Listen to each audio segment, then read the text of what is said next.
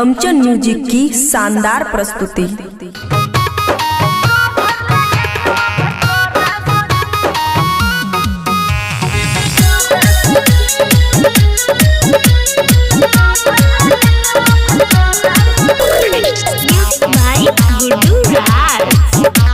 खुशी recording studio बलुआहा। हे रहे छे हरदम बेचैन, सबर नहीं करेंगे सखी।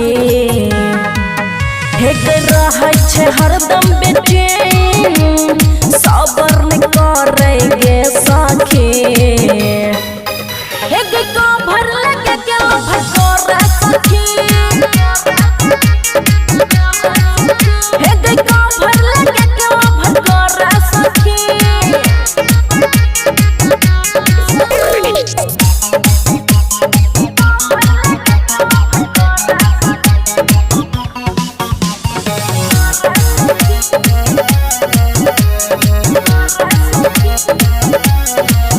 हे कांपे छे देह जब मारे छे धक्का, देखे के प्यार रह जाय छे अकबका। गे सुनना हे कांपे जाय छे देह जब मारे छे धक्का, देखे के प्यार रह जाय छे अकबका। हे करे छे बैक से अटैक, बड़ी जबर के साखे। करे छे बैक से अटैक, बड़ी जबर के साखे। हे को भर लगे के भर करे सखी।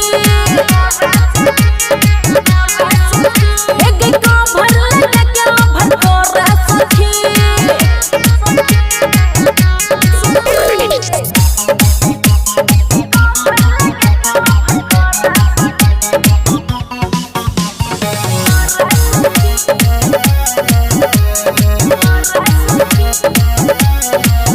हाँ दहिया की कोना कोना छोड़े छे पसीना,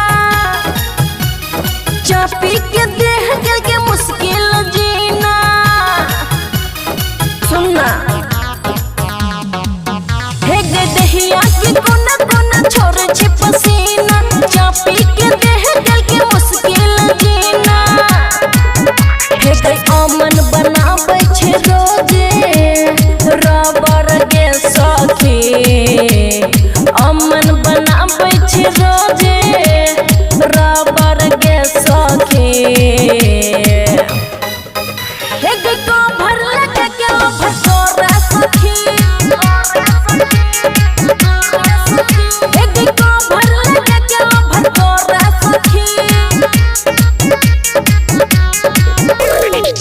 खुशी रिकॉर्डिंग स्टूडियो बलुआहा।